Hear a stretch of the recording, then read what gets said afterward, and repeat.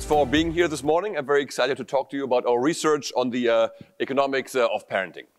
So this concept that an economist would talk to you of parenting might seem strange at first. Now, usually economics is about money and profits and firms. It's very far removed from the world of families and parenting, which is more about love and affection. I want to tell you we do have something to say about this.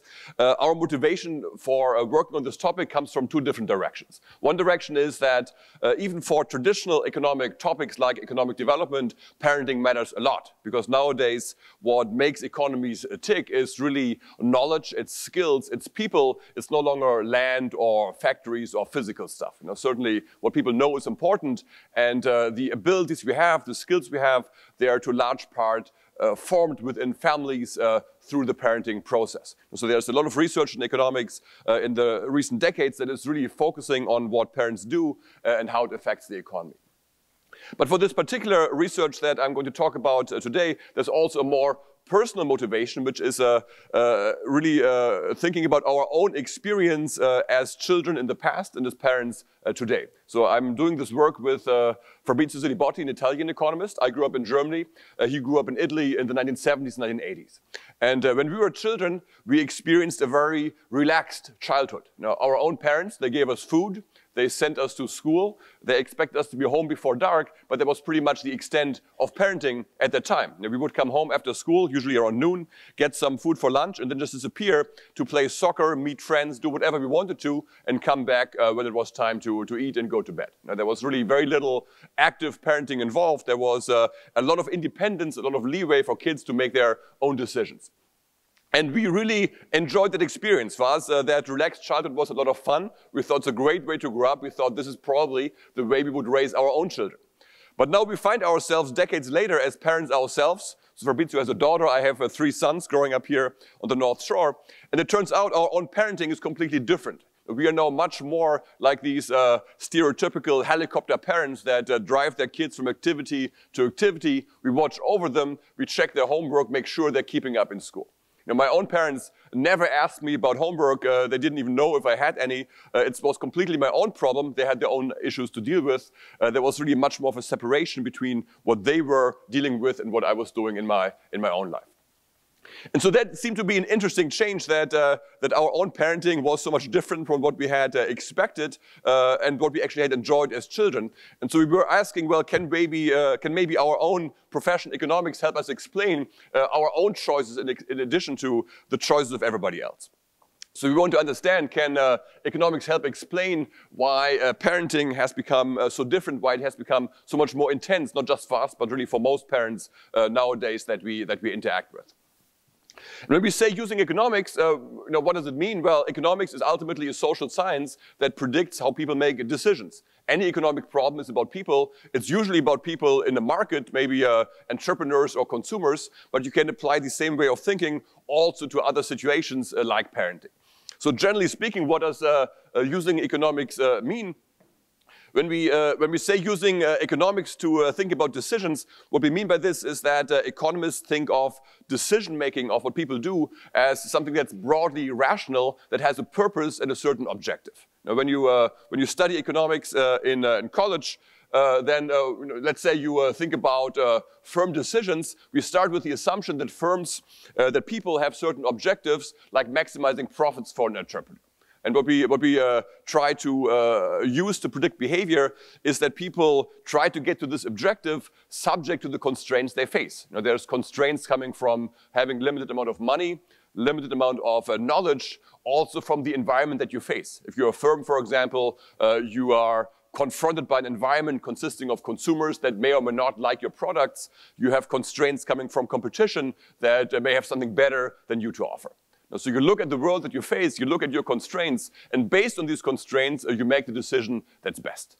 So the constraints ultimately determine what is going to be the outcome. If behavior changes, if firms do new things, if consumers buy something else, as economists, we point to changing constraints. The world has changed to understand why this change has occurred. Now, we can apply, in principle, the same way of thinking to what parents do. Now, if we want to apply the same way of thinking, we have to start with what are the objectives parents are going to accomplish, and then what are the constraints that they face. So what are objectives? Well, you might think because I'm an economist, I'm thinking of monetary objectives, and sometimes that might be the case even with children. Back in the old days, child labor was important, so maybe you had children to make more money for the family. Maybe in some cases you would have more children to have more support for yourself when you're old. So those things were historically perhaps important. Today, we don't really think they're important anymore. When you think about nowadays, what is the objective in parenting and what are we trying to do? Well, we are motivated, we would argue, by love for our children, and what we're trying to do is to find a way for the children to do well in life. We want them to thrive, we want them to be happy, we want them to have success by some measure. What we would argue is that parents at all times and all places have these same objectives. I want my kids to do well and be happy. I think my parents wanted the same thing for me, and the same going back in time and across space.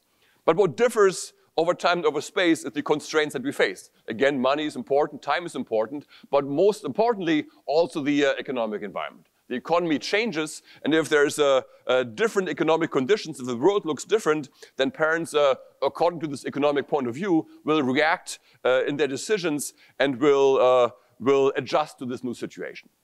So if you want to understand changes in parenting, if you want to apply the economic view, you have to map out how the economic environment has changed and how this has different implications for how parents would like to raise their children. Now, it's one way of thinking about how people make decisions, that they're purposeful, that they're broadly rational. Of course, it's not the only possible way of thinking about decisions. There's other ways of thinking about decisions. For example, if you are a sociologist, you'll be more inclined to think that maybe tradition, maybe culture, maybe something that's more fixed inside the society is important for informing what we do. And so to decide if this way of thinking about the world is successful, well, you just have to look at the data. You have to see, does what we see actually make sense given how economic conditions have changed, or is there maybe something else that's going on that is more important? So specifically for this question of intensive parenting, I want to ask, well, is there some change in the economy that explains why parenting now is so different from a few decades ago? Or maybe is there something completely different, maybe some just collective madness that parents have gone crazy, and this explains what is going on. Both of which are possible. It's really up to the data to decide. Now, we're going to argue in our book that, in fact, the economic way of thinking of people being broadly rational, of looking at the world and trying to do the best for their children, actually works very well. And we're going to argue that a lot of the changes in parenting you observe over time, and also across space, if you compare different countries, make a lot of sense if you consider how the world that parents face is different from place to place and over time. Different in terms of economic conditions, different also in terms of institutions. For example, how schools are set up, how universities are set up, what the labor market is like. So there's a difference we can look at in the data and trace them to the outcome. Now, in fact, I've done economics for many years in different areas. I would actually argue that even though using economics to think about parenting is a relatively new thing to do, I actually would argue it is even more successful than many other parts of economics. And that is because when you think of parenting, the stakes that we perceive are so high. Think about what decisions you think about every day. Economics, for example, is about savings decisions. It's about should I save a bit more in my savings account or consume a bit more now to buy some more stuff. That's an economically important decision that depends on things like interest rates. So economic theory would predict if interest rates go up, well, people will decide to save a bit more because the return on savings has gone up. Now, in principle, that's true, but if you think about it a little bit, it's also clear, I think, that for most people, the stakes in making that savings decisions aren't really all that high. I personally have no idea what interest I'm currently earning on my savings account. I haven't looked at my 401k account for maybe a couple of years. And not because I'm not rational in general, but it's just because the stakes aren't very high. My savings are not very large compared to my lifetime income. If I get a slightly better allocation of my 401k, my lifetime utility, my enjoyment of life will really be very affected in a very minor way from these changes. Savings aren't important. It's not really what life is about. Children are important. I think about my kids every day. If I mess up in some way in my parenting, if I do something wrong and traumatize them, or if I give them the wrong advice which school to go to, that could have some real long-term consequences for their life. And for this reason, I think about parenting every day. I think about, what am I doing? What life are they expecting? What is the right choice?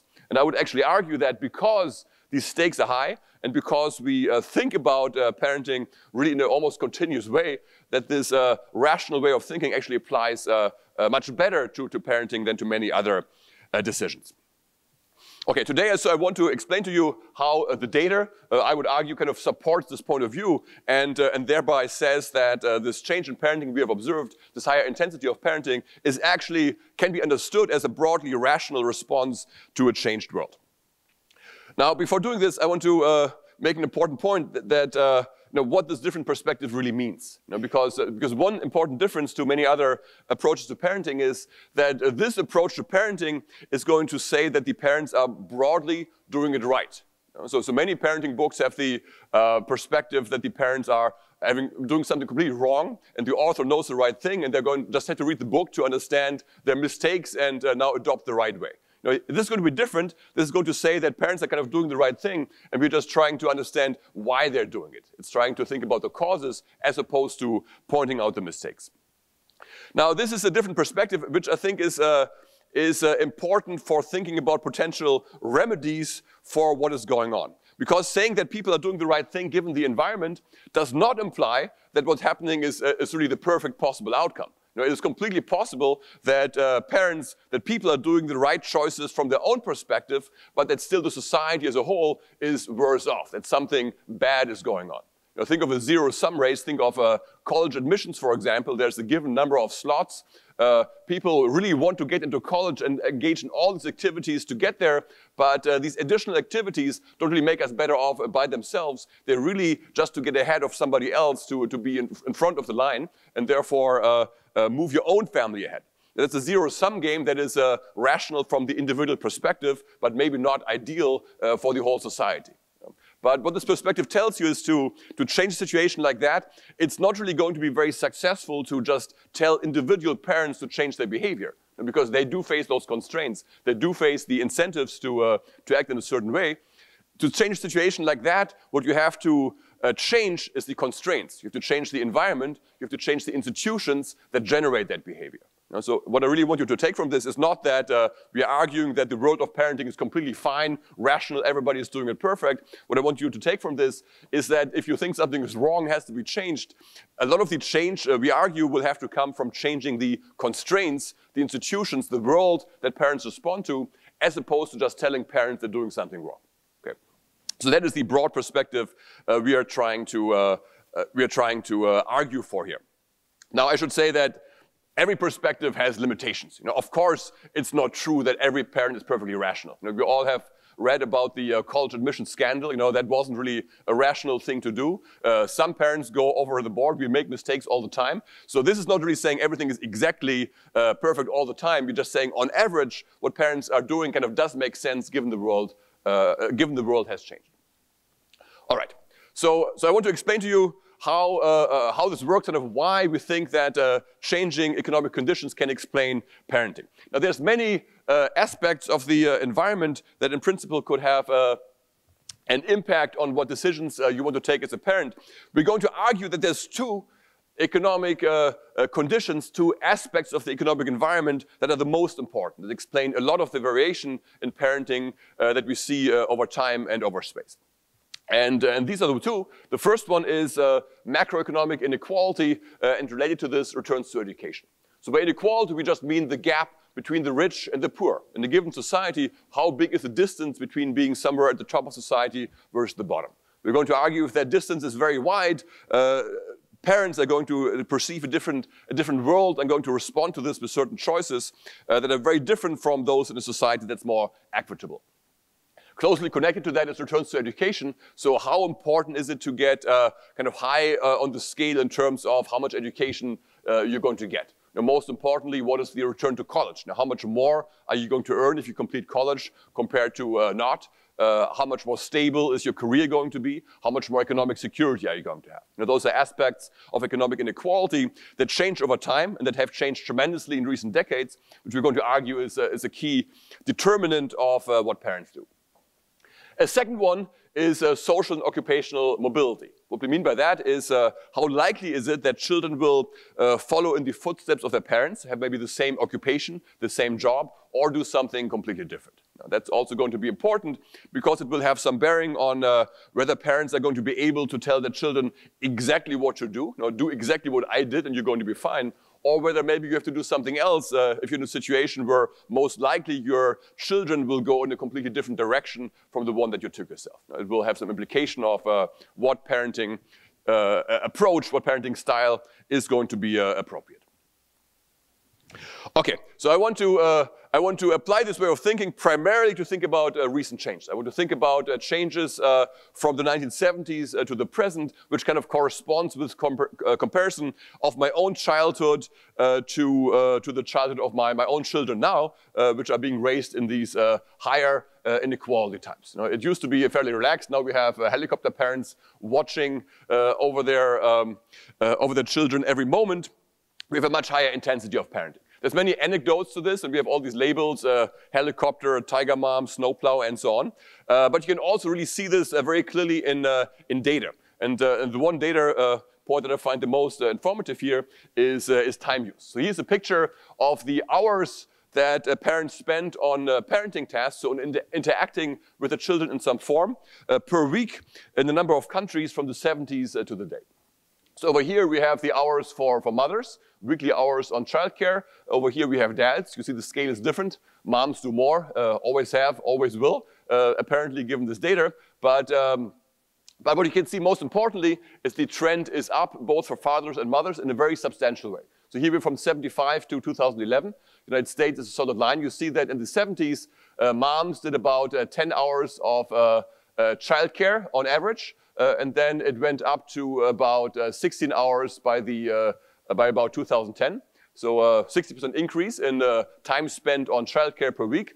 Fathers in the 70s did almost nothing, about 3 hours. Most of them were playing golf on the weekends. Now they're up to about 8 hours. So much, in percentage terms, a very large increase in the time that fathers spend on childcare in this period. So in total, we have more than a 60% increase in the total time spent on childcare by these couples. And you can see other countries have similar trends. It goes up.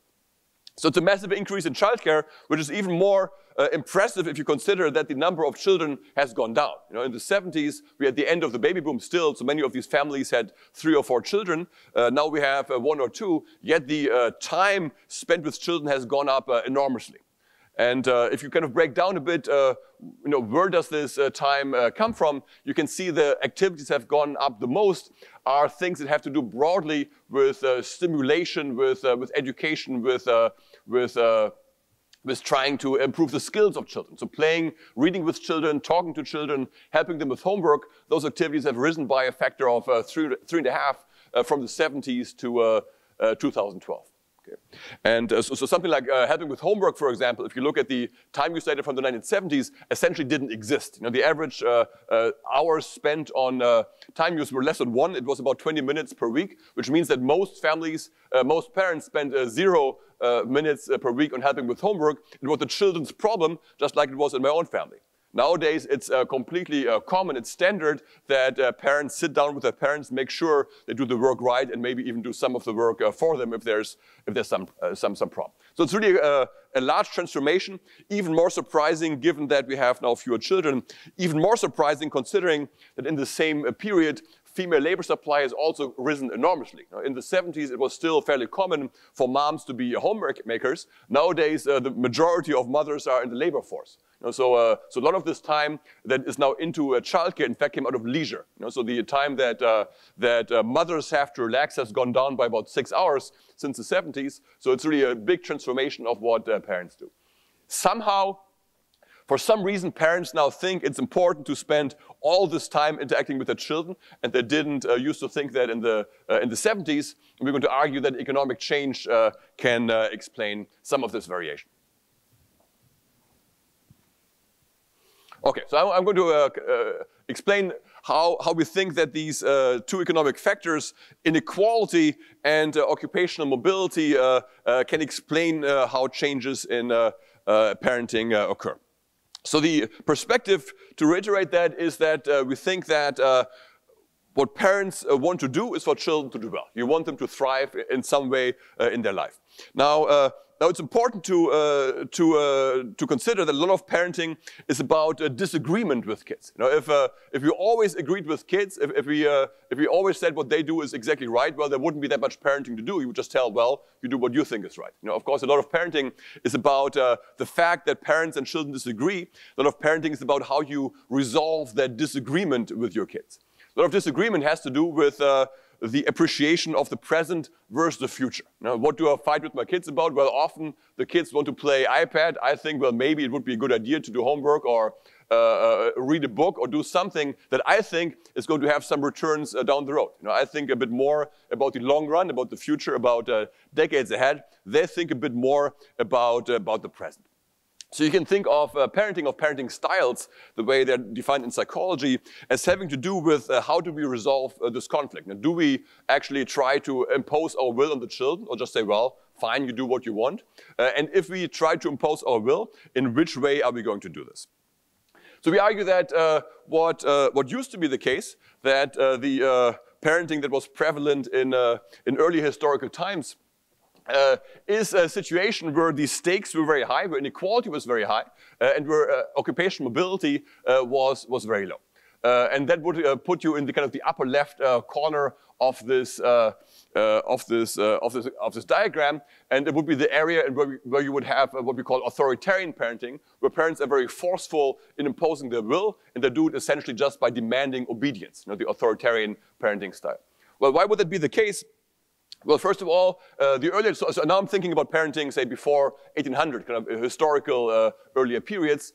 These were times where inequality was very low, and we argue because inequality was, was very high, because inequality was very high, the stakes in getting things right were very high. You know, these were times where people were poor, where most families were just barely getting by, just having barely enough food to eat, where your possibility of making a living, of even surviving kind of outside of the path that's given to you is actually very low. Now think about growing up on a farm, you know, 300-400 years ago, and there would be a son who says, well, I don't want to be a farmer, I don't want to follow my dad's footsteps, I want to just run away and, I don't know, do art or economics or something completely different. You know? You can't really do that in the time because there will be no way to survive. You know, you're very poor. There's also no medicine. So if you don't eat, you probably get sick. You'll probably die. You know, your possibility of succeeding outside of the path that's given to you is really very low. You know? So the parents were very authoritarian. They were very strict in saying, well, you have to follow this path. But maybe they were also right because they were right that the probability of succeeding outside of that path was really very low. Think of girls. You know, if you were a girl in 1600 and you got pregnant out of wedlock, that would essentially be the end of your life. You know, there would be no possibility of marriage in the future. There would be very little possibility of supporting that child and yourself. So your whole life prospects would be really ruined by getting pregnant out of wedlock. So for the parents to be, in those times, be very forceful in enforcing one particular way on children is maybe not so surprising if we think they were loving their children, wanted to do well, and they realized that given these very high stakes, given very high inequality, deviating would be a problem. At the same time, you have times where occupational mobility is very low, so where most kids would do exactly the same thing that the parents did. You know, most people were in agriculture, most people did farming, so most boys would become farmers just like their dads, maybe using the same land. Most girls would do exactly the same tasks on the farm that their own mothers did. So the parents would have the exact information, exactly what is it that you have to know. And they would have the whole knowledge of what it takes to succeed in this particular way of life. They would also have control because they would live together, you know, in the same place. They would be able to be there every moment to tell them what to do. These are conditions where it's possible to really be very prescriptive to tell them what to do. And there's also a period where the stakes are very high, where it's important to get it right. And so it kind of makes sense that loving parents, even though it sounds maybe cruel, but that loving parents would be kind of forceful in making sure their view is implemented by the children. Now then things changed. And the economy changed in various ways. One way in which it changed is that occupational mobility went up. So if you go through industrialization into the 60s and 70s, we have a period where it's actually quite unlikely for a child to do the exact same thing that the parent did. You know, so most Most children now do something else. They're also a bit more independent of their parents in the sense that a lot of learning takes place outside the parents' control. You know, they have to go to school, they have to go to university. In most cases, the parent isn't really allowed to come there and sit next to them and tell them, listen to the teacher and don't check your phone right now. So independence has gone up.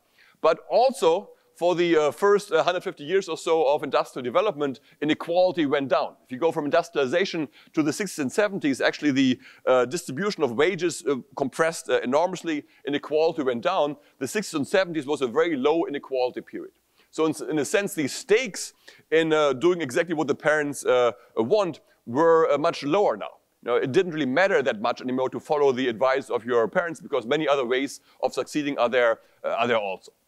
So this is a bit like the period that I grew up in. You know, when I was a child in Germany in the 70s and 80s, inequality was very low. For example, wage gaps between people who studied medicine and became a doctor and people who went to the local VW factory and worked making cars, the wage gap was very small. They would have more or less the same earnings. They would also have more or less the same employment security. And so as a parent, you didn't really worry that much whether my kid is going to go to college or to VW or become a carpenter. Now, there were so many paths that all were safe paths into the middle class that could make you happy. If my child would want to do this other thing, I would have not that much reason to worry about that.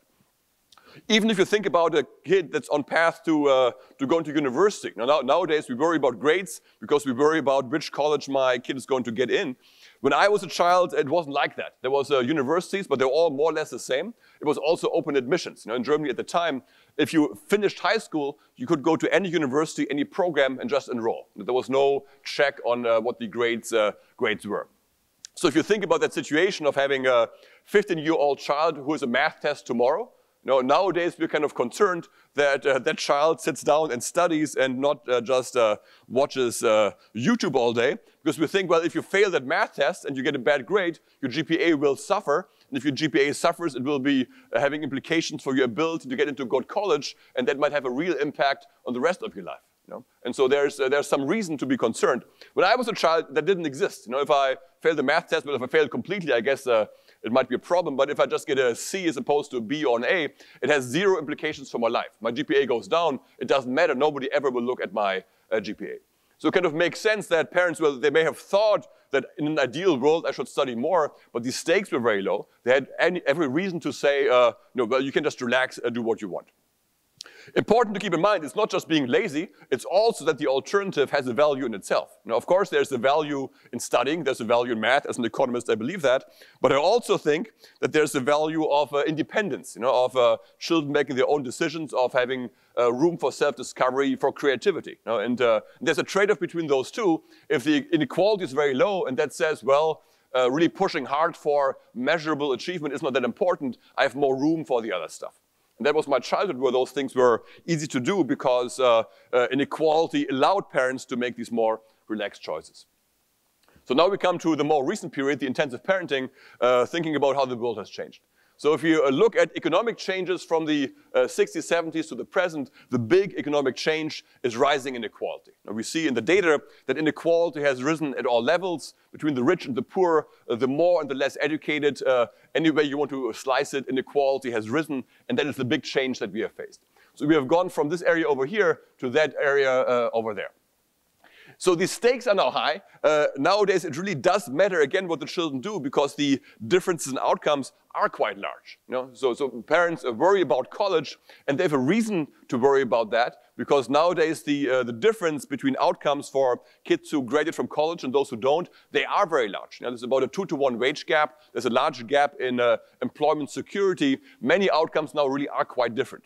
So it's not being crazy. It actually does make sense, given the way the economy has changed, that nowadays worrying about school, worrying about homework, worrying about achievement is now much more on parents' minds.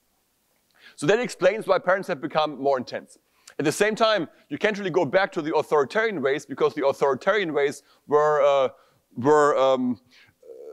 dependent on the fact that the parents knew what had to be done, that the occupational mobility was low. Nowadays, I can't really tell my kid what to study, because this thing they have to know is completely different from what I had to know. Most likely they will have a different job from me. Even if one of my child were to be an economist, whatever they would learn would be totally different because the knowledge now changes so quickly. So I don't really know exactly what they have to know. If you think of technology, I don't know the apps. I can't use these things my kids are using right now. There is now such a gap in knowledge that I'm not really able to do this very prescriptive thing of saying, do exactly this and you will succeed. So they have to succeed on their own, and that really requires a parenting style that makes the kids do the right decisions on their own. I have to try to instill in them values. I have to try to make them understand why, say, working hard in school is important. And that essentially requires a parenting style that the psychologists would call authoritative, that's more based on arguments, is based on explaining. It's based on trying to make the kids understand the world we live in and make them have the insight that behaving in the way that parents find is right actually does make sense for them too. So this is broadly speaking how we think about how the world has changed. And so this part from here to here is why we think that this change in intensity of parenting that we saw in the time-use data is actually a broadly rational response to the way the world has changed. So just to show you how the inequality has changed, here's a picture of that. This is a picture of changing inequality in a few countries.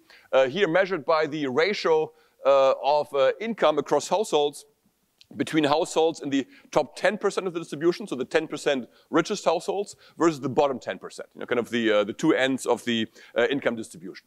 Now, of course, the rich are richer, and they were richer by a factor of about 9 in the 1970s, so quite a bit of a gap, but a lot smaller than now because this gap has risen from a 9-fold difference to an more than 18-fold difference today. So more than a doubling of the distance between the top and the bottom of society. So it's a huge increase in inequality. It does make sense that parents nowadays are more worried about where their kids will end up compared to parents in the 1970s. And we saw in the college admission scandal that even rich parents, to some extent, are really worried now about a social decline because inequality now is so high.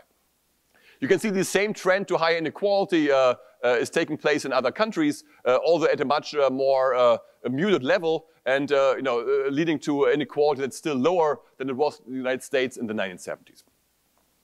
Okay, so that's kind of our story. We're saying that parents care about their children, they love their children, they want them to do well, and they do the actions, the parenting styles that make sense given the economic environment.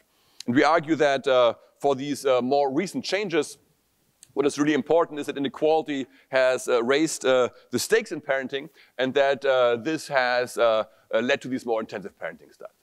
Now, if that story is true, what you should also see is that parenting varies across countries. You can see in this picture that inequality now is much higher in the United States compared to these other countries. So if our story is true, the same differences we see over time in the United States, we should also see them across countries. So the next thing we want to do is to compare different countries and to see if this is true. Now, the way we compare these countries is by looking at what's called the World Values Survey, an international survey where parents are asked about their views on a wide range of subjects, including parenting. And the questions on parenting are about values that are important in raising children. So parents are asked, for example, is it important for kids to learn about patience and savings? Is it important to learn about obedience? And there's other questions that are very much telling to intensive parenting, and I want to show them to you here. So here's a picture of one of those questions. Over here we have hard work. So it's the question of whether it's important for children to learn the value of hard work. Is working hard an important thing for kids to know? If you ask American parents, if I ask parents in the school that my children go to, I think the vast majority of kids would say, yes, it's important. Kids should work hard, they should do homework, they should pay attention, they should apply themselves. I asked this question to students in my undergrad family economics class, and the vast majority of them say, yes, it's important for kids to work. If you look at this picture, you see that indeed, in the United States, right over here, about 2/3 of parents think hard work is an important value for kids to acquire. But if you look across countries, you see that there's a huge variation in the fraction of parents that have that same view. So in the United States, it's about 2/3. In China, it's even more. Pretty much every Chinese parent thinks hard work is fine. But if you go to Scandinavia, it is completely different. Over here is Sweden. So in Sweden, just about 10% of parents think it's important for kids to work hard. The vast majority does not think that's important. In fact, if you go to Sweden, and we used to go a lot because my co-author lived there for many years, and you talk to Swedish parents, not only do they think it's not important, they actually do think that what we do here in America is just crazy. You know, they think this intensive parenting is completely wrong. They think that the way to raise children is to give them independence, to let them make their own choices. You know, in Sweden, there's nothing like learning letters and you know, addition and subtraction at age 4. Kids are they're in daycare, but it's really more running around in the forest and having some fun. School starts at age 7. So there's really no instruction and formal stuff before age 7. And for the first 5 years, there's no grades. You know, you just go to school and you do your work, but there's no exams, there's no evaluation. You know, so it's a philosophy that's much more based on, you know, free development, independence, and a very gradual introduction to measurement and performance later in life. So if you look at this picture, you see this variation lines up almost perfectly with income inequality. The more unequal countries, here's a measure of income inequality, it's called the Gini coefficient. It tells you that the higher the inequality in the country, the more parents are going to have this value of hard work being important, which we associate with the more intensive parenting style. You know, so it's almost 1-for-1 across this whole distribution from the low inequality countries here in Northern Europe, Germany, Switzerland, Netherlands here, kind of other Western European countries, US over there, all the way to Turkey, China, Russia in the high inequality range. You know, so across country, this lineup of parenting values with inequality is kind of exactly what we would have guessed from the time series change in the United States. In life, there's trade-offs. You know, if you're going to emphasize hard work, there's going to be other things you're going to have less time for. In these other pictures, you can see some of these trade-offs. So some of these other values that people are asked about are independence and imagination. And you see that in countries where inequality is high, where therefore hard work is very important, these other values are mentioned much less frequently. So the Swedes think independence is very important. They think imagination is very important. They think kids should have their own ideas. They should be creative. They should come up with their own stuff. In countries with high inequality, where hard work is important, these values aren't as appreciated. So these trade-offs that we think about, you know, comparing, say, my own childhood and the present, they're very much present in this cross-country data. This is, I think, good confirmation that this way of thinking makes sense, that it predicts, you know, what's happening in the data in terms of parenting. I think an even more convincing way of making this point is to look at changes within countries over time. Because in the previous picture, if you think about the comparison of Sweden versus China, you might still think it's maybe all just culture. You know, the Swedish somehow, that being Swedish makes you appreciate low inequality, and that there's some cultural value that causes both the low inequality and the parenting values. But it's not really the economic change that is the ultimate cause. Now, one way to examine this is, as opposed to looking at a cross-section of countries, is to look at change within countries over time. You know, so just look at only Swedish parents and see how the fraction of parents who are a bit more intense varies as inequality changes over time. We observe these parents over many years, so we can also look at the given country over time. And this, so that's a lot of statistics, but this is just an illustration of this, of the results from this. What this shows you is, so here you have a distribution of parenting, so the broad psychological parenting styles. Permissive would be kind of independent-oriented, authoritative would be you know, hard work and so on. Authoritarian, we know what that means. So this is kind of a distribution of parenting styles in Sweden today. And these other bars over here tell you how the statistical model says parenting styles would change if we take everything we know about Sweden, so including the income of the parents, the education, their personal characteristics, and we only change macroeconomic inequality. So we have a relationship of parenting to local inequality, and we only change that, and we change it to the level of the United States. So we asked the question, if we take Swedish parents and put them into America with American inequality, how would they parent? And this tells you that if you did that, that the implied parenting distribution in Sweden would essentially change to exactly what we observe in the United States already. So you would get a very few of those permissive, independence-oriented parents, and you get many more who are kind of pushy and really trying to get their kids ahead. So also the variation in countries over time is very much suggestive of this change in inequality, explaining a lot of the variation in parenting. Okay, so that is that is evidence that is suggestive of differences in economic conditions predicting parenting behavior. It is consistent with the view that parents look at this world and decide, well, if inequality is high, well, I have to push harder. Of course, for this pushing harder to make sense, it should be the case not just that it depends on inequality, it should also be the case that it has the consequences that you desire. Now, is it actually true that if parents push harder, that then their kids do better in some way? And the answer is going to be that that in terms of things you can measure, well, yes, that's going to be the case. It's hard, by the way, it's very hard to know this for sure, because to have kind of the true answer, what you would have to do is to take a bunch of parents, randomly assign parenting, say, you don't talk to your kid, you do, and then see what happens. We can't really do this, so it's tricky to know these things for sure. But what we can do is to, again, use statistics, compare parents that are otherwise the same, control for education, for income, for where they live, and just look at a different approach to parenting and see how this correlates with outcomes. So that's as close as you can get. But when you do this, you do find indications that indeed the kids of more intensive parents do have better outcomes. I want to be very clear, better outcomes in terms of things you can measure. So because there could be lots of downsides, think of mental health, for example, that we don't measure very well. But in terms of the measurable aspects of success, yes, this association is there. So here's just a few examples from different countries. Here is data from South Korea. We're comparing more intensive and less intensive parents. So these guys are spending more time with the children, watch the homework and so on. And here we look at the test scores in the international PISA study. And you see that the kids of more intensive parents get much higher test scores in these settings. Kind of makes sense if you really push them to study for this test, well, then probably they're going to do better. You can also look at other outcomes. Here's the United States. So the probability of graduating from college, again, across parenting styles. And you see the authoritative parents, which are kind of the modern intensive parenting, have a much higher probability of graduating from college.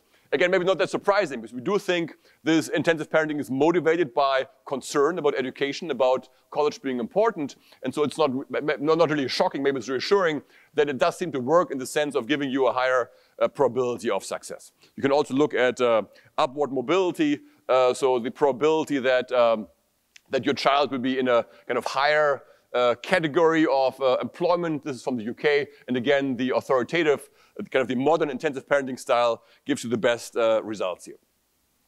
So now coming back to the question at the beginning, is this intensive parenting that we observe in the United States, many other countries, is it a rational response to a changing world?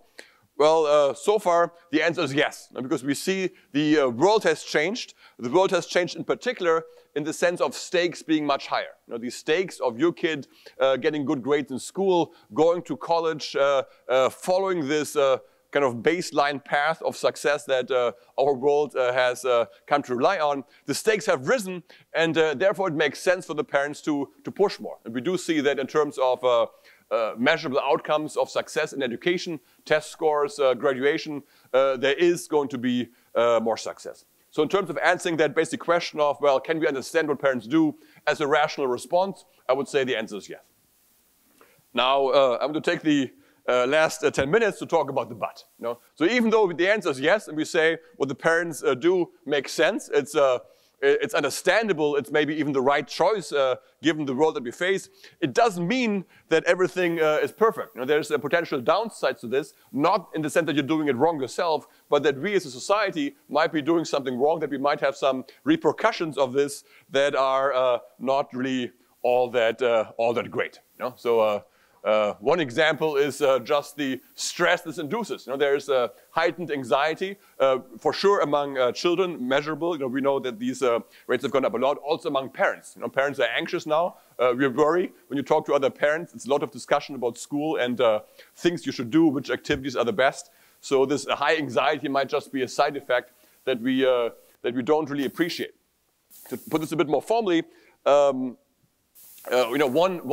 way in which this parenting can be a downside for society is if parenting turns into a zero-sum game. If what we do is not really something that makes our children better off because of their own abilities, not because they can do more in the future, but because it's really just about getting ahead of somebody else. Now, if you think of the college admissions game, it has a bit of that flavor. Now, there's a limited number of slots at good universities. Many parents want to get in there, and so if you sign up your kid for more classes, for SAT coaching, for a bunch of things that give you a better shot at getting in there, it doesn't really make society better off, for one kid to be coached to take the SAT. It just means that this family is going to move ahead a bit of the other family. And that makes complete sense for the parents. I don't blame the parents. I would probably do the same thing if that's what the world is like. But it doesn't necessarily make sense for society because it creates a lot of extra stress, extra effort that ultimately is wasted. More importantly, we're going from less to more important, there's also collateral damage. There's effects on mental health. There's stress for parents, also for children, quite important. We see that in college a lot these days. There's potentially also downsides for other aspects of personal development. So independence is important, creativity is also important. I would certainly think that a benefit from the way I was raised is that I was able to discover my own interests. I make my own choices about hobbies I want to have. A lot of things I discovered, I think, came from these things outside school, no pressure, nothing to do with college, as opposed to something that's kind of on this path of formal learning. When you think of creative people, Gates, Jobs, many of those guys dropped out of college or didn't even go at all. They had some idea and they followed this idea and they didn't follow this typical path to success. If you think of our friends in Sweden, they have, as we saw in the data, in Sweden we have very few parents pushing hard. And in fact, the kids are not doing all that great in terms of knowledge. If you look at the PISA scores, Sweden is not doing great. They're doing okay, but it's not like they have amazing math scores. Even though that's the case, as an economy, Sweden is doing very well. Sweden is a small country, but they have by far the biggest tech sector in Europe. So a lot of these creative new companies, Spotify is one example, come out of Stockholm from these kids that grew up in the forest when they were little. So there's a real possibility, even from an economic perspective, that we lose something that's important too by pushing kids in this one particular direction. And lastly, and I think even more important, is the fact that this intensive parenting is somewhat universal in society, yet it has very unequal implications for different groups in society. So many parents are trying harder, but the ability to do that really varies quite a bit. And what this implies is that what we call the parenting gap is opening up, where the inputs kids from different parts of society receive are becoming increasingly different, and that is going to have even more concerning consequences for society. So we see that that as inequality goes up, low-income parents are not going to have the same opportunities. They don't have the same ability to pay for expensive schools, for extracurricular programs, for coaching. So there's a thing directly related to money. There's also time. If you have a low income, you might have to have 2 jobs to get by. You won't have quite as much time to interact with your children. Think of the upper middle class parents. So we saw in the data, they spend so much more time now on parenting. Part of this time comes from paying other people to do things you used to do yourself. In the 70s, people used to mow their own lawn. Men would change the oil in the car. You would clean your own house. Those things are not done by other people because you can afford to pay somebody else. But if you can't do that, the time will not be there. And so you're going to have a gap in the time inputs that different families are going to have. Another aspect is segregation in terms of where you live. There's always been richer and poorer neighborhoods, but the extent of segregation has risen quite a bit in this phase of rising inequality. So the sorting of people between richer and poorer neighborhoods has increased quite a bit. And so you can look at many examples of parenting gaps. So time use, same data as before. So you now see that more educated parents, here mothers over here, was less educated there. There's now a large gap in how much time these different families spend on parenting. You can look at this also in terms of spending money. So maybe I'll show you this picture too. Here is expenses on children. Things like private schools, extracurriculars has risen by a factor of about 50% for the richest 25% of families since the 80s. It's actually gone down for the poorest families because they've gone so much poorer. There has been real wage losses for the bottom of society in recent decades, and so just the ability to pay for stuff has gone down. And so there's this gap. If you look at the distance between top and bottom, it's now actually about twice as large more than twice as large as it was in the 1970s. So intensive parenting is maybe not great for everybody to begin with, but I think most concerningly, it implies that the gap between different parts of society goes up. And I have many more parenting gaps here, but I'm going to skip them. We can maybe talk more about some of the other aspects later. But I want to say that this last aspect, the parenting gap, I think is maybe the most concerning out of all. I worry about stress, I worry about mental health. What I worry about most is that inequality will get even worse and social mobility will become even less. We have now this phase of high inequality, of high polarization in many aspects of society. But we have this in a time where the people who are currently in the workforce were still raised under more equal conditions in the past. If you now go 25 years forward, think of the next generation, then you're going to have kids that have very different conditions. The kids growing up now in the upper middle class are going to have quite different opportunities and possibilities compared to the kids who are growing up in more difficult conditions. And if that's the case, then the probability of a rising society, of going from the bottom to the top, is going to become smaller. Inequality is become even larger. I think it's a real concern for the future of a society that's already now grappling with a very large rise in inequality. So that's maybe the kind of somewhat depressing outlook here, that part one, we can explain what parents do. It's kind of rational response to rising inequality, but part two, that does have quite maybe depressing consequences for what might happen in the future if these trends towards high inequality continue to some extent fueled by the parenting gap. But now from there, I want to go from 2 to 3, kind of to the final part, which is, well, what can we do about this?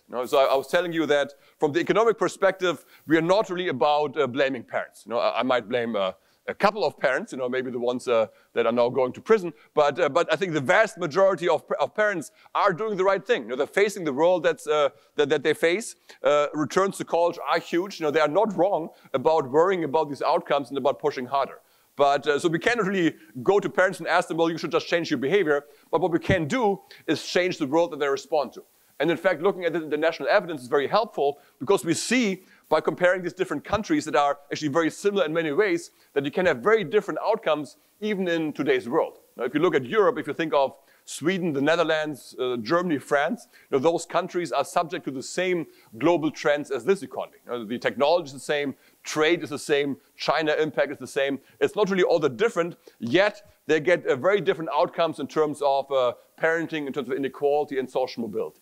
And you can map this very concretely to different institutions, different policies. So what I want you to take from this is that if we want really change, we have to look at the institutions, how they're different, and how we can adjust them to get better outcomes.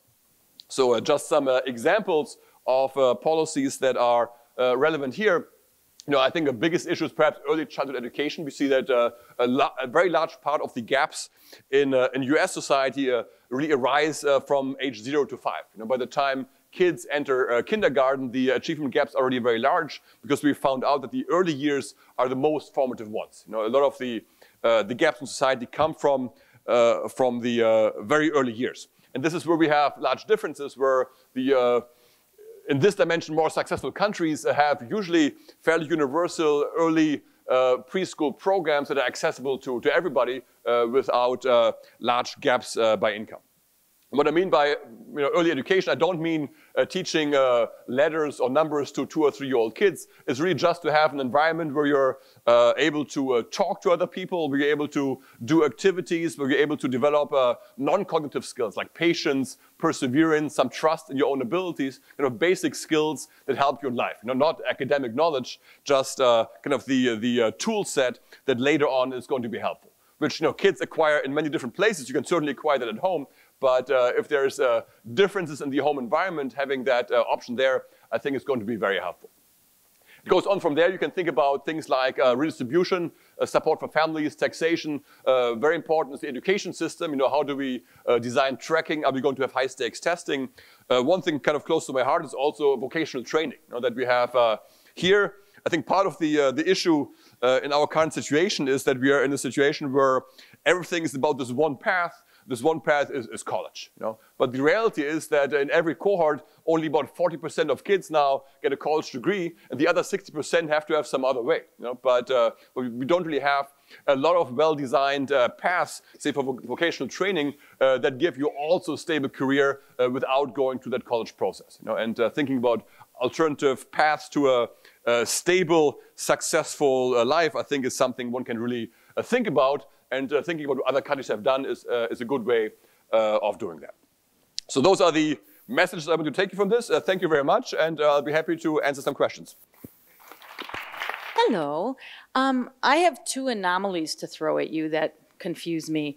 One is Finland, where they have only 4 hours a day of school, and the rest of the time is play, it's arts, theater, culture, and yet they have the highest test scores in the world.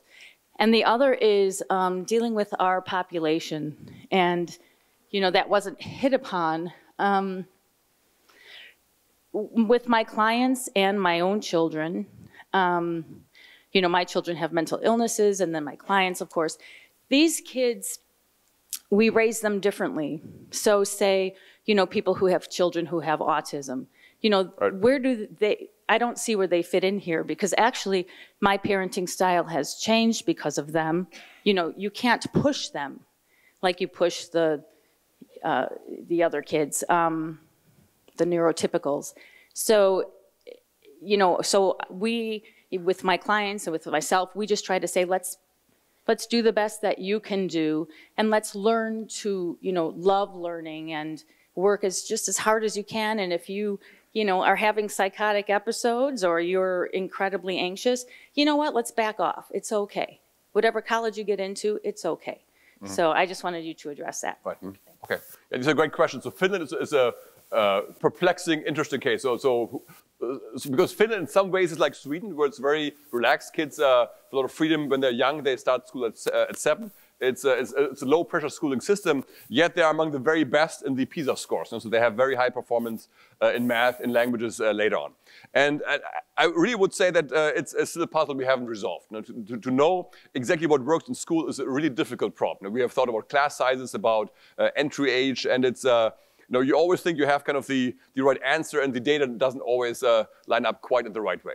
So the one thing we know that's really different between Finland and many other countries is that in Finland, being a teacher is one of the most prestigious things you can do. So it's a very high social status. It's actually very hard to get into teacher college. They don't have Harvard, but they have teacher college, and it's one of the most popular majors, and it's very hard to get into. And so I think the teacher training in Finland is quite strong. They invest a lot in the quality of the instruction, and I think that could be one possible reason. But I should say we all continue studying Finland to find out exactly what they're doing right, because it's in some ways very similar to Sweden, but it gives you very different outcomes.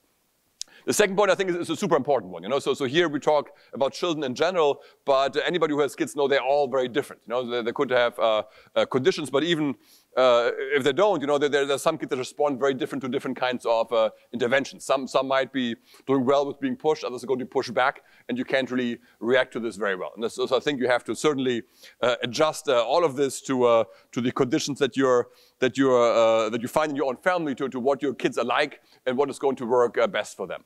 Even there, I would say that the economic environment can have some impact on what your options are. For example, my family has a lot of dyslexia, has been there forever, and so one of my nephews is dyslexic.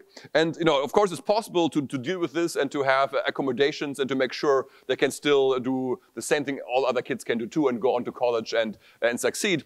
But it just happens in his case, it's not really what he wants, because for him, reading is hard. It's hard work. It's not really what he enjoys. And in a situation like the one in Germany, in that situation, you can say, well, fine, if you think college is not the right way, why don't you go into an apprenticeship program where you work in some company, do some things more with your hand and less with reading, and succeed in this way. And so there's alternative paths that make it easier to kind of adjust in terms of what you do with your own kids to what their situation is like. So I think also that this one path for everybody is putting more constraints than they have to be on doing the right thing for different children. Okay, thank you. Good morning. My question is relative to inequality and systemic constraints, which seems to be the catalyst for the increase and rise of inequality. So as in relationship to parental behavior, I guess I'm wondering about those environmental constraints that really weren't touched upon that are affecting mental health overall. And so do you have a specific one in mind? So with depression, PTSD, anxiety, panic attacks, there's a correlation between environmental stresses. Right. So not only do they affect the parents, but when children watch their parents exhibit those behaviors, they also somewhat internalize them, and then they begin to manifest them themselves. Yes, I think it's an important point, and I think it's one that really very much interacts with what we've been talking about, the inequality and the pressure that families face. You know, because the depression, to some extent, could be, could be just something that you're born with, but a lot of what we see in anxiety and depression is a reaction to the environment that you face. You know, the anxiety comes from somewhere, and so if parents see, if children see their parents have anxiety, maybe because of job loss or maybe because of worrying about school, that's going to affect them. I think it's also the case that kids, just from being in this environment where testing and grades are very important, they also pick it up from others. You know, it's I don't really. Well, I try not to push too much on my kids that getting a good grade is important. But if you live in a society where everybody talks about this, and where even the 8-year-olds are kind of very much aware of college being important and the admissions process, so then this anxiety kind of feeds down. So I think it really is part of the same overall picture that economic factors that make inequality go up, and then the implications for mental health is one outcome of that makes the problem worse, because if you are in that situation, of course, then your ability to react is going to be much less. Okay. Hi. I have a question about learning from other countries, or learning from, the sort of inequality data. Are there other countries that have reversed the inequality that we could turn to and learn from? Or are there policy think tanks that are working on this? Where do you see that going? Yes. So completely reversed. I think the only example of a rich country where inequality has gone down is Spain, which is a special situation, because they were a dictatorship in the 70s, and then their democratized institutions changed, and kind of used forces towards creating a modern welfare state, were kind of stronger than this global economic trend.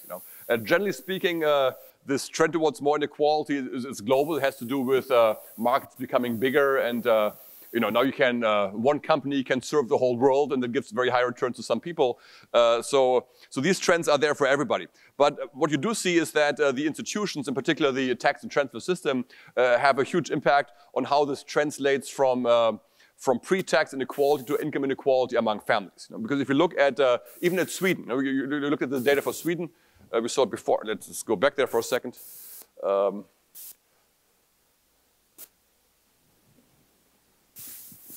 Just to,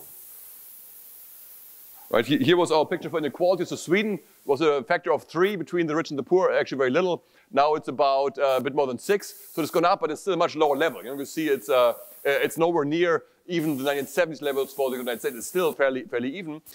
But if you look at the data, so this is data on inequality after taxes. If you look at inequality before taxes, it actually looks almost the same as the United States. It's just that these other countries have more progressive taxation, have a much more solid welfare state, and that essentially prevents this rise in inequality from translating down into family incomes in the same way. And so it does show you that these different institutions can be quite powerful in giving you a different outcome, even with the same economic trends.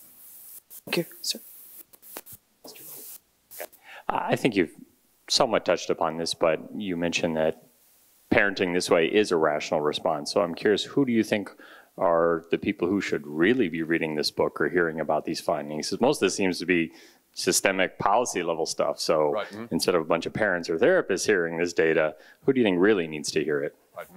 So, you know, I do hope that policymakers will be aware of this, and I think they're becoming, in fairness, I think they're becoming more aware of this. Now, for example, this issue of early childhood education is something that we just didn't know that much about, say, 20 years ago, but the research has been very clear in the last 20 years that really the 0 to 4 is where it's at, you know, and so, of course, it's slow change, but you see many local, you know, reform towards earlier education, and you see also, say, political campaigns right now making this an important part of the platform. And so I do think there's a process. It's slow, not as fast as we want to, but these things do filter down over time into what politicians ask for. And I do hope some of them will maybe read this book and make this process a bit faster.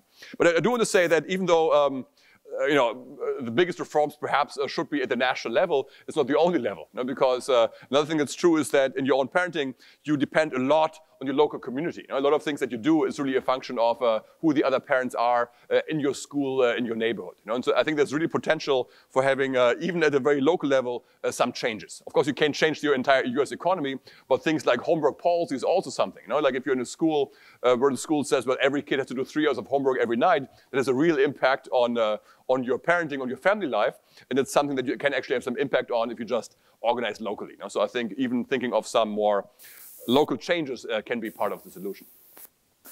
Matthias, over here. To you. Yeah. Hi. I was curious about the graph or chart that described different parenting styles over time as the stakes in inequality changed. I wondered if things kept going in the direction that they were going, where do you see the next rational response to parenting being? Just a hyper-authoritative or something else? Yes. Mm-hmm.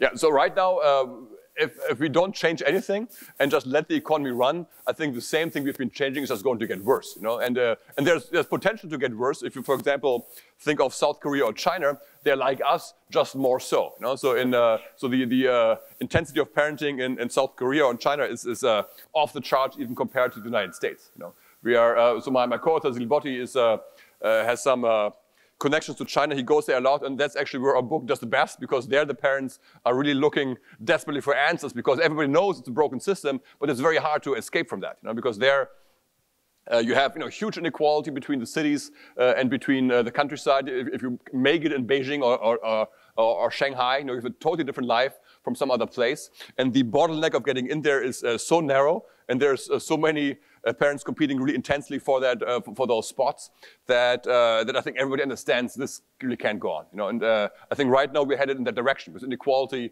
keeps rising, and we're going to have this additional effect of the parenting itself making inequality worse in the future, and because of these unequal starting conditions. So if nothing changes, I think it will just be more of the same. I do think the world will change, you know, because I mean, if you look over longer time periods, it's democracies are able to reform and to adjust to changing conditions. So I'm actually personally hopeful that a lot of things will change down the road, but it will take some time. Right here. And keep it close to your mouth. Hi, you had a slide you passed over that had some local data, it looked like. Oh yes, mm-hmm. Right. I'm just curious about that. So I'd be happy to talk about this. So this was to talk about schools.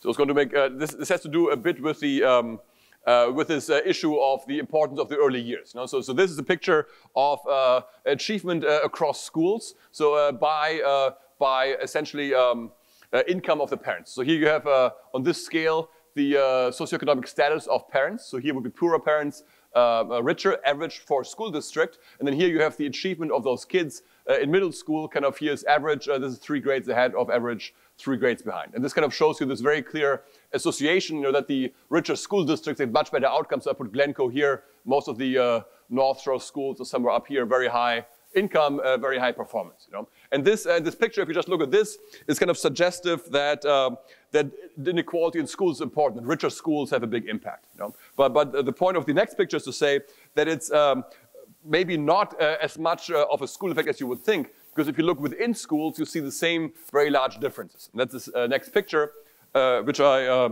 like because it's our own school. So this shows you the same picture, but it breaks down in each school the performance of kids from different groups. So essentially the white kids here, black in green and Hispanic in blue. And so you see that within schools you have very large achievement gaps too that actually correlate almost exactly with the socioeconomic status of these different groups. And I put here Evanston, which is the school that my oldest now attends, is actually the school district with the largest achievement gaps within the schools in the entire nation. So you have here the white kids are doing very well, very much similar to the Glen Cook kids in the previous picture. They're also quite rich, because the white population on the lake, on average, has a lot of money, whereas the minority population in Evanston actually is well, not very poor, but has less income than those kids, and you see this kind of gaping difference in achievement within the school. And what this means is that it's not really the school, because the school is really trying to serve everybody equally. This large inequity in the school is really the main thing that's on the mind of school administrators in Evanston. What it really means is that this inequality is already there at the beginning of school. When you look at progression, so how much these kids learn, is actually very much the same for all three groups. Kind of all groups here in the Evanston schools have a year of progress every year there. But these gaps in performance and test scores, they are already very large when they first enter kindergarten. And this kind of just underlining the fact that what happens from 0 to 5 is really very important, and that's where the large differences are. So it's for me, it's one way of underlining that this link between income and achievement is something that happens very early and that requires early intervention to improve. And in Evanston, if you read the papers there, they're really trying. This is the main thing on their mind. Every year they try something new to narrow this achievement gap, but I think their ability to do this is kind of limited because the early years are so important before they kind of enter that school system.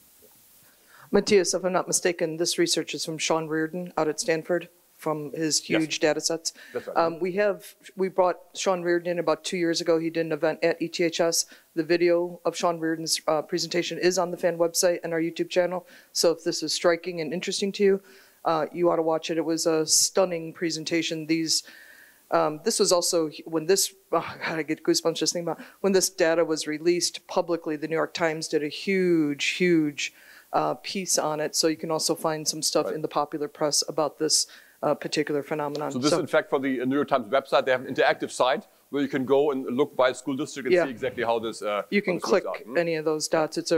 I like New York Times doing some interesting stuff with their graphics. Right. Sir, you had a question.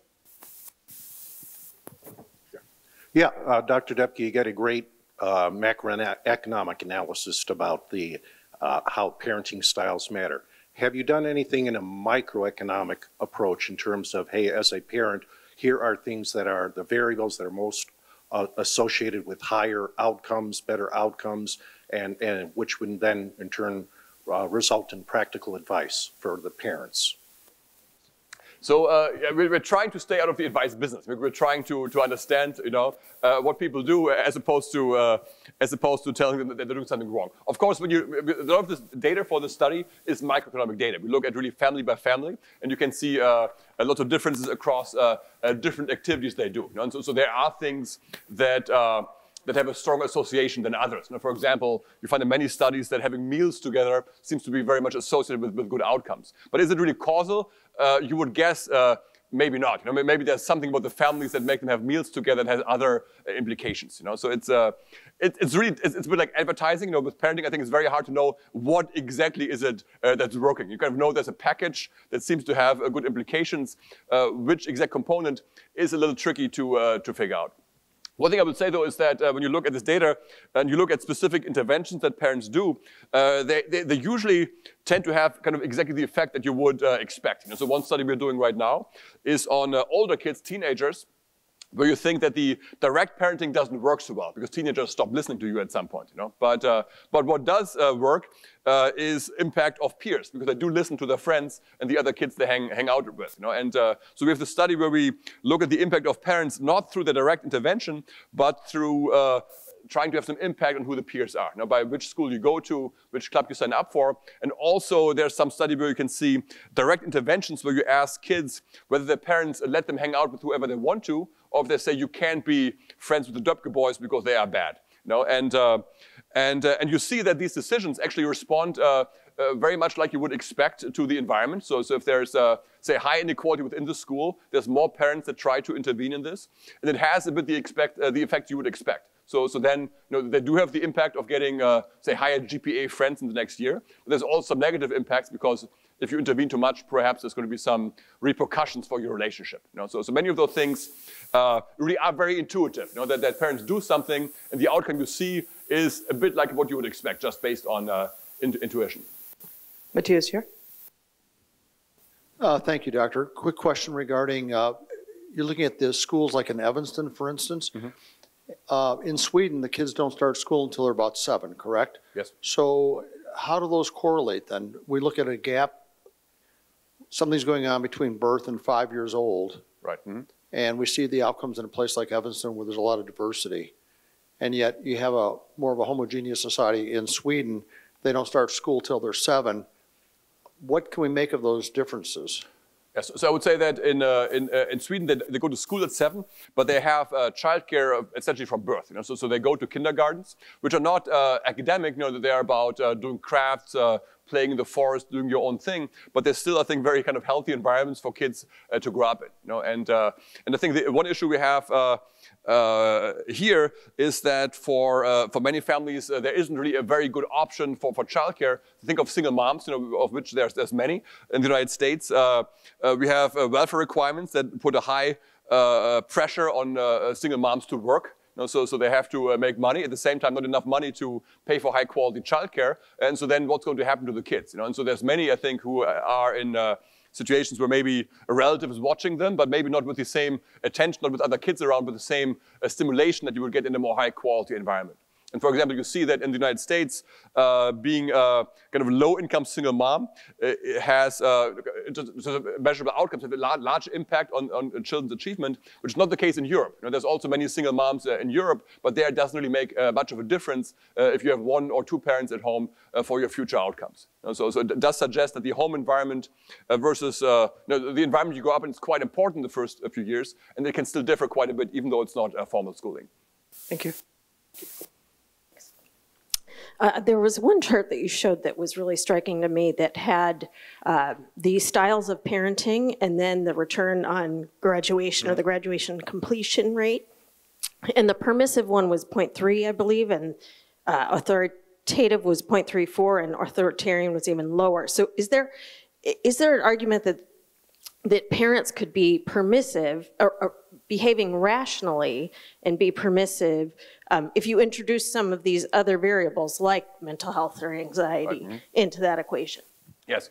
So this actually showed you an average, and it actually does vary quite a bit across different types of parents. You can't really control for the type of child, but you would expect it to be the case too. And so one thing, for example, you see that this permissive parenting style works relatively well for parents who are well educated themselves. If you have 2 college-educated parents, in a way, there might be less need to be pushing because you already, have already shown the path. You're kind of part of this world. So for those kids, you can kind of be a bit more, a bit more offhand, and they will maybe find the way themselves without you having to push so hard. Whereas the returns in terms of the more aggressive parenting styles having higher returns, they are very pronounced for the families which have the worst initial conditions. So if you look at families where neither parents went to college or even did not finish high school, there the differences between the different parenting styles are the most pronounced. So it's much easier for a well-educated family to afford to be permissive than for a less well-educated family, for example. So this is one example of these returns differing. What you're mentioning, if the children are differing, I think that would be probably true. It's just very hard to measure, because we don't really know what these different kids are like. But if you know kids, of course you know that what they respond to is going to be tremendously different, and you would expect it to be the case there too. Matthias, we got about 5 minutes. You're a quick, concise responder, so I think we probably have time for 2 more questions. We'll take one, and then I think I saw your hand waving. Well, that'll be the second question, then we'll be done. Mm-hmm. Thank you. I think you had a slide on it.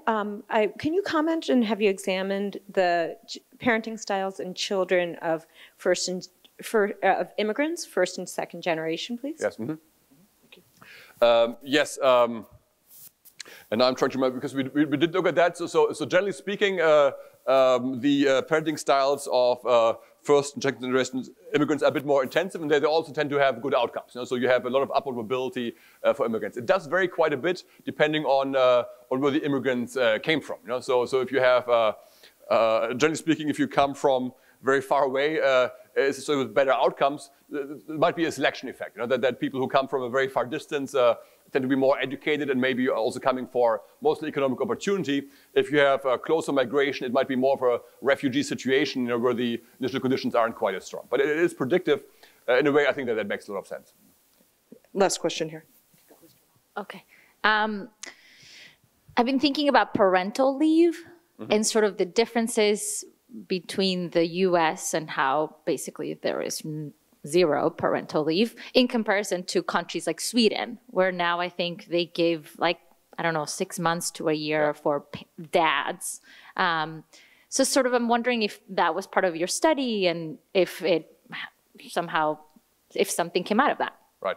So I've looked at parental leave a bit more from a different perspective, because I think parental leave is very important for kind of equity, gender equity in terms of raising children. So one thing you find if you give a lot of parental leave, but only to moms, which used to be the standard, in some, well, it makes having kids easier, but it also makes it harder to share the burden of raising children. So in places where you have that, it tends to be harder for women to get back into careers, and so the gap in earnings and also the inequality in childcare tends to be larger. And so one thing Sweden has tried to do, and other countries have now followed, is to impose a rule that essentially tries to get more equity in the first year, where you have these month of parental leave that parents, that only dads can take while the mom is back at work.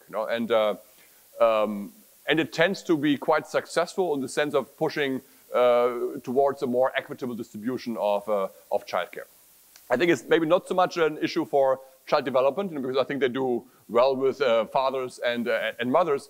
It has to do a lot more with gender equity and perhaps also with fertility. So one thing you find is that in countries where it's easy to share the burden of childcare, families have an easier time to decide to have that second or third child. Whereas in places where all the burden falls on the mother, in the United States, not the most extreme case, there's others that are much more pronounced.